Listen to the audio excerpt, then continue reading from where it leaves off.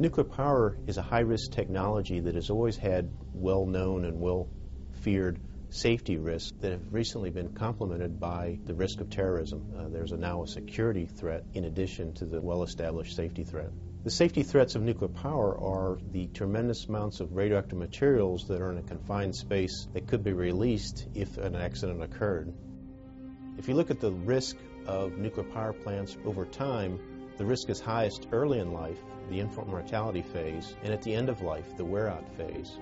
If you extend the life of the existing nuclear power plants, you run them longer in the wear-out phase. Or if you build new nuclear power plants, you plop them down in the high-risk infant mortality phase. To date, we've had accidents at Chernobyl, 3 Mile Island, Fermi, SL1, and Browns Ferry that have all occurred in their first year or two of the plant's operation in the infant mortality phase when the risk is high. The plants that we have operating today are running into the wear-out phase where the risk again goes high. That high risk is evidenced by the recent problem discovered at the Davis-Besse plant in Ohio, which came within a quarter of an inch of a very serious accident. The leak of cooling water from the reactor core caused the reactor vessel head that contains that reactor core to be eroded. The 6-inch thick carbon steel reactor vessel was eroded completely away. The only thing left was a quarter-inch thick stainless steel inner liner that was mainly provided to protect the carbon steel, not to retain all that pressure.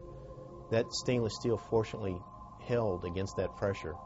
Had it broken, the cooling water inside the reactor would have poured out through the hole that was at the reactor vessel head at a time when a significant backup safety system, the containment sump, was also broken at the plant. The accident at Davis-Besse could have progressed to the point of a China syndrome, where the reactor core overheats, melts, and starts burning its way towards the ground. There would have been a very serious steam explosion, similar to what occurred at Chernobyl, to blow the building apart and release the radioactive cloud into the environment. The radioactive cloud could have affected the cities of Toledo, Detroit, and contaminated the Great Lakes and the surrounding countryside for a very long period of time. The Chernobyl accident in the Ukraine in 1986 contaminated areas around that plant out to 100 miles or more that are still uninhabitable today, nearly 20 years later. These areas are going to be uninhabitable for decades into the future due to the radioactive materials that were deposited on the countryside. The 103 nuclear power plants that are operating in the United States today are a safety and security threat. Unless we properly manage that threat, people can get hurt. A lot of people can get hurt.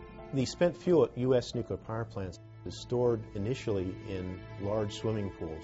They're very vulnerable to aircraft crash or other terrorist action. If the water leaves the swimming pools, the spent fuel is still hot enough to overheat and either melt down or catch on fire and cause a radioactive cloud that could exceed that which Chernobyl exposed the world to. Because at the current time, we don't have any place to store the spent fuel from nuclear power plants. U.S. nuclear power plants were built with the concept of an aircraft strike in mind, but it was an accidental crash. We didn't envision the 9/11 type suicide attack, and none of the plants in the United States were built to withstand that type of attack. Since 9/11, all we've done to protect our nuclear power plants from that kind of attack is to upgrade airport security. That's it.